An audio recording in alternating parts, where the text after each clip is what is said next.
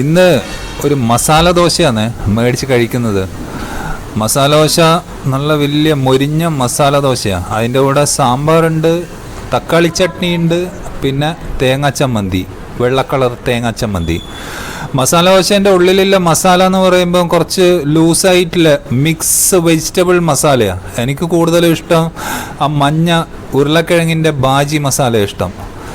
മസാല ദോശ ഇത് എവിടെയാണ് മേടിച്ച് കഴിച്ചതെന്ന് വെച്ചാൽ മിംസ് ആസ്പത്രി കോഴിക്കോട്, അവിടെയുള്ള ദീപാഞ്ജലി കഫറ്റീരിയ. അപ്പോൾ enjoy the video and take care.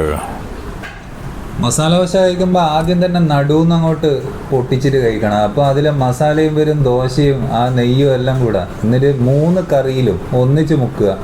Chutney, തക്കാളി ചട്നി അല്ല ഉള്ളി ചട്നി, പിന്നെ സാമ്പാർ, ഇതിലങ്ങോട്ട് ഒന്നിച്ച് വെച്ചിട്ട് ആദ്യത്തെ ബൈറ്റ് അങ്ങോട്ട് പിടിക്കുക.